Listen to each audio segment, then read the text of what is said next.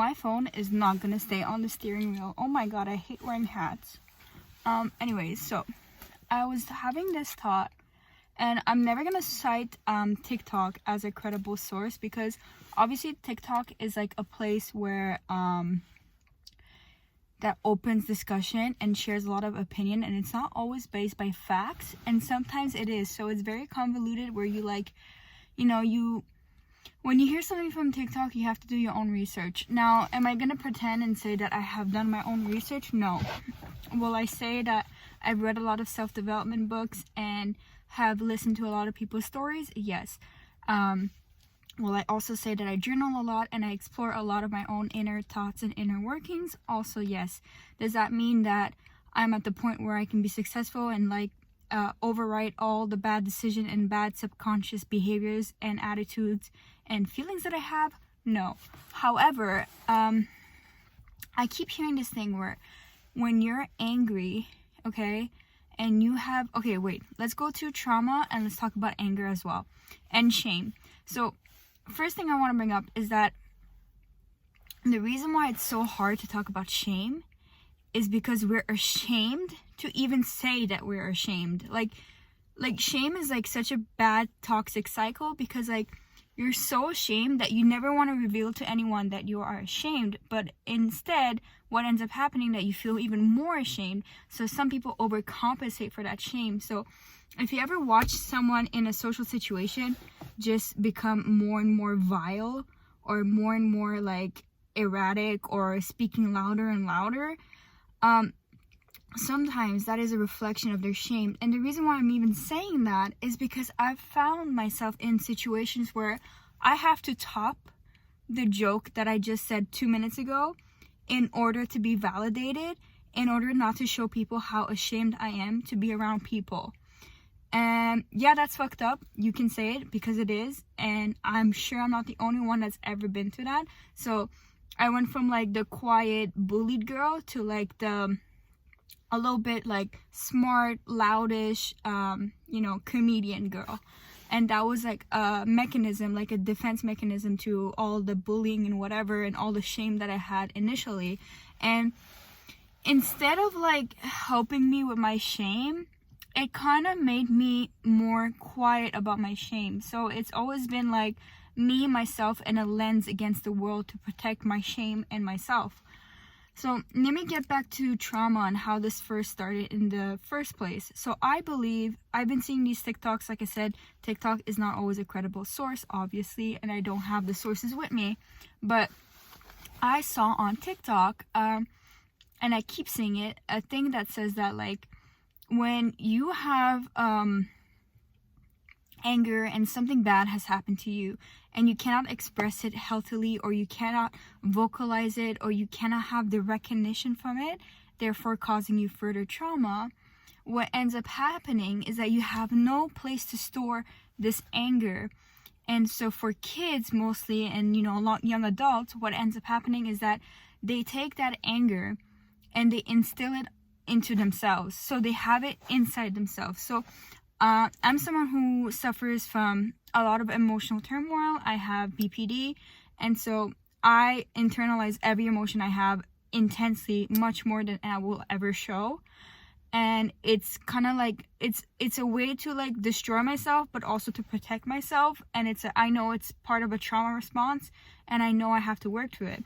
But getting back to the point, so when someone does something bad to you and they don't take accountability, and they don't give you the satisfaction of taking any kind of closure or accountability, you end up turning all that like anger and sadness inwards, right? Because you come to the conclusion where, okay, so they're not taking accountability, they're not taking responsibility, it must have been something I did for them to react that way, and therefore I'm ashamed because I caused the reaction where this person has done this to me, and doesn't show me love because this, that.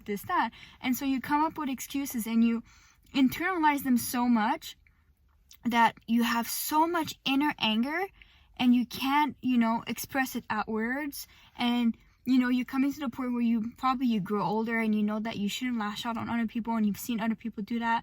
and somehow your brain just goes like, no, it's not them, it's me, and it's always me. And that's where your shame keeps on growing and growing and growing, and it takes over, it absolutely takes over, to the point where in extreme cases you have so much shame and disgust and like unresolved emotions that you're like, I'm so ashamed to be alive. I'm so ashamed to be, happy. Or like, and I'll give you another example before we get to the really, really hard and sad example, is that when I succeed in something, and the opposite of shame is like, I guess, pride, or, I would say happiness, or, well-being and comfort, right? Comfort is a big one. So when I get to a point where I do something amazing, exceptional, and even to myself, my twisted brain goes, oh, you know what, that's pretty good, you're doing pretty good, you did this, you did that, you lost weight. My inner subconscious, deep down, she has so much shame that the moment that I get out of shame and I go towards, say, a little bit more pride, like healthy ego, healthy recognition, inward and outward, okay? Outward is very important too, because I can get recognition outward, and it will mean something to me, but I won't take it to heart. But if someone gives me, the opposite, and they give me criticism, I'm going to take that to heart right away. And that's already on being someone who's dealing with a lot of trauma and shame. So you're always walking on eggshells, and then inside yourself, it's full of eggshells to begin with. So, in that sense, you actually end up self-sabotaging every time you do succeed stuff, and every time you do, like, get out of that shame. I don't know why I've been thinking about this, but my thoughts are more articulate in my brain, and like I could write better about this, but I just wanted to like get my main points out and across on a video or on an audio clip, just so I can have them, so I can develop them more in depth and make a research on these feelings in the future. But yeah, I think I really explore the concept of shame in anything, like any fiction book that I write, because a lot of people feel shame. Not many people feel comfortable being their true authentic selves, and yeah,